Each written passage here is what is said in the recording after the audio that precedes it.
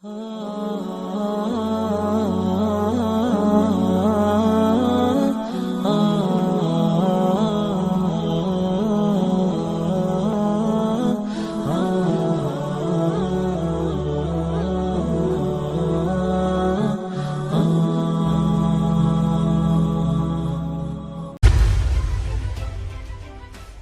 morning to you. Good morning, ma'am.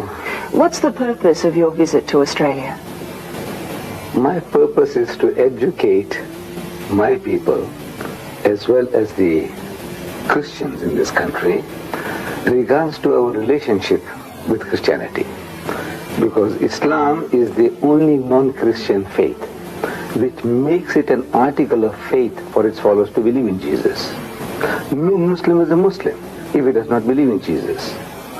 See, the bulk of mankind, the non-Muslims, they do not know that in this holy book of ours, the Holy Quran, is enshrined Jesus Christ. That in this vast volume, Muhammad, the so-called author of this book, the Quran, he is mentioned far less time than Jesus Christ. Jesus Christ in this book is mentioned 500% more times than Muhammad. But you don't believe that the Christian version of what happened at Easter is the correct version? That is true. What's your version? No. So he says now, number one, that people don't know that we believe in Jesus as one of the mightiest messengers of God. We believe in his miraculous birth, which many modern day Christians, including the bishops of the Anglican Church, they don't believe today. But we believe. We believe that Jesus was the Messiah, translated Christ. And we believe that he gave life back to the dead by God's permission, and healed those born blind and the lepers by God's permission. And we believe that God took him up and he's coming back. Now, all this the Christian doesn't know. He only knows that we disagree with what we disagree with. Says now, what is the reason? Why is it that we want to be different? We want to be funny? What makes the Muslim different from the Christian? But you don't believe that Jesus died and was resurrected at Easter? Right. So we say the Christian is boasting that on these 3 days, these eventful days, the Passion of Jesus, there were 300 Old Testament prophecies fulfilled on this day. But I'm telling them that the one that got away, you see, in fishing, I'm an angler, and when we talk about the one that got away. The one that got away, the one that was not fulfilled. Now, I am here to educate people about the one that got away. And you will upset Christians, though, won't you? You must, I suppose, concede that. My motive is to educate. But can I put to you, if we could just concentrate on this one particular issue at the moment, yes. Can I put to you that it will be considered insensitive by many Christians that you have chosen Easter to come and deliver this message? No. I have no plans whatsoever. Some months ago, they were asking me for a blank slot that I have in my programs. So it's a coincidence that it's Easter. It is unbelievable. My very first major lecture happens to be on Good Friday. Extraordinarily unbelievable. It's extraordinary. But coincidences do happen. But now, to me, this is the most appropriate subject for the day. Let's say on Christmas Eve, on Christmas Day, the birth of Jesus, we are supposed to celebrate.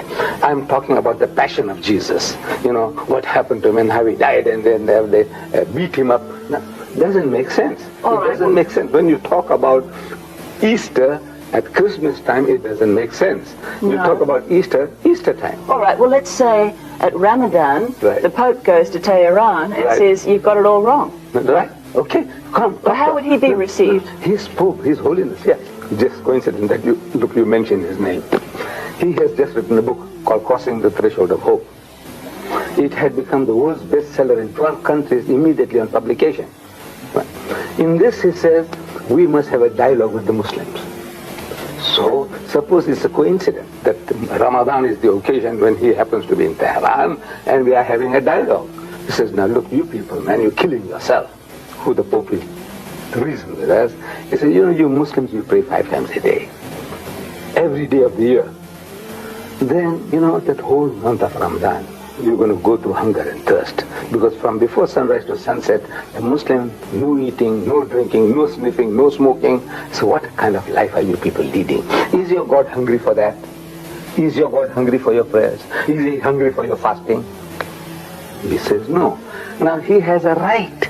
He has a right to say, look, there is an easy way. Can I ask you this? Are you expecting trouble on your visit to Australia? Because I notice you have 2 bodyguards in the studio here. This is the first time in my life. I don't know Australia. It's a rough country, or like the old cowboy days. I don't know. The cowboys and cooks we see in films.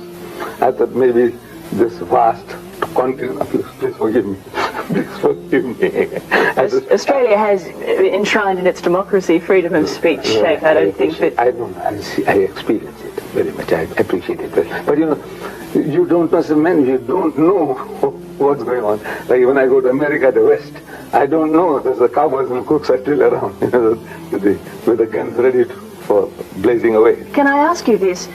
Why do you believe that we must all worship the same God? I mean, we don't all eat the same food. We don't all speak the same language. Why must we all worship the same God? Why isn't there room for us all to differ? No. We must tolerate each other's points of view, differences. But everybody is aiming to get a consensus. Everybody. The Christian wants the whole world to be Christianized. True or false? Look at the present moment. There are 35,000 crusaders occupied in Africa, raising the dust.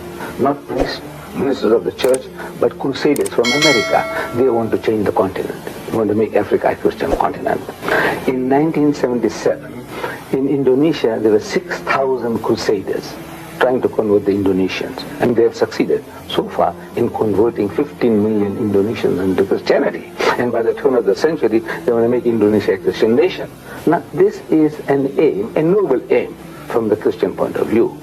Similarly now, since Christianity is a missionary religion, Islam also is a missionary religion. As much as the Christian is out to share his faith with the rest of mankind, we also want to share our faith with the rest of mankind.